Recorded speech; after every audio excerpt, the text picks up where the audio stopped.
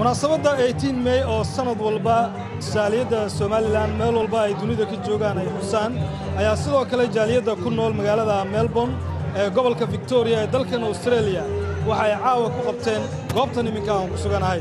waxaana munaasabadan kala soo qayb galay qaar ka mid ah asxaabta mucaaradka ee xisbiyada ka jira ee Somaliland sida xisbiga UCID iyo waliba xisbiga wadani caawa waa 18 May 23 sano ka soo wareegtay maalintii xorriyadda Somaliland soo noqotay sanadkii ka horeeyay Ingiriiskan kaga qayb galay waxaan rajaynaynay sanadkani bal halkii aan joognay sanadkii hore inaynu dhaafno marka laga eego dhinaca ictiraafka waxa bilowdaan petitionkii ay horgeen lahaydeen baarlamaanka Somaliland baarlamaanka Australia sida ka dhacday Finland oo gudoomiyaha xisbiga wadani gudoomiyaha baarlamaanku uu doorraad horgeeyay petition reer Somaliland ay mudaharaad ku horsameeyeen dhammaan dadkiinan quruxda iyo qaayaha leh caawa isugu yimid inay ka soo qayb galaan xafladda loogu dabaaldegayo sanad guuradii 23aad ee qarannimada Somaliland sharaf bay tahay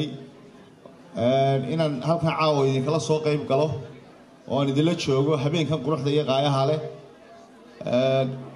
Australia waa meeshii ii harsaneyd caalamka aniga shakhsiyan waxaana munaasabadan sidoo kale ka soo qayb galay dadweyne aad u fara badan oo isaga kala yimid gobolada dalkan Australia dhammaanba halkan waxaan hambalyo uga dirayaa jaaliyadda reer Somaliland gaar ahaaneed magaalada Melbourne oo aad ugu mahadcelinayo sida ay noogu martiqaadeen annagoo ka soo kacitirnay gobolka New South Wales Sydney waxaan leeyahay hambalyo 23 guuradii dib u soo noqoshadii dawladnimadeena Somaliland hambalyo waxaan halkan aad ugu mahadnaqayaa dhammaan shacbiga Somaliland markasta jooga anigoo ah Mubaarak Ciise oo maar joogana maanta magaalada Melbourne ee gobolka Victoria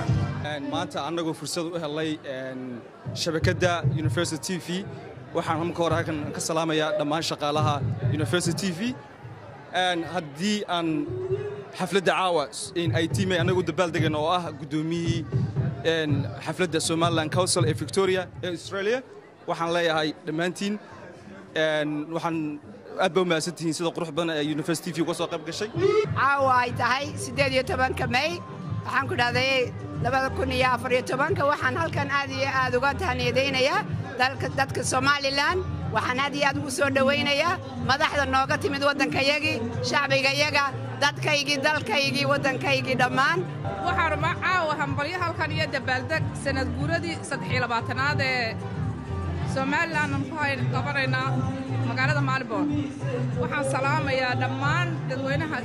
Somaliland meel kasta oo joogan adduunka markana waxaan la taaganahay murashaxa xisbiga UCID Jamaal mudane murashax dabcan waxaad ka qayb galaysaa munaasabadda 18 May waana markii kuugu horeysay Australia aad timaado bal ka waran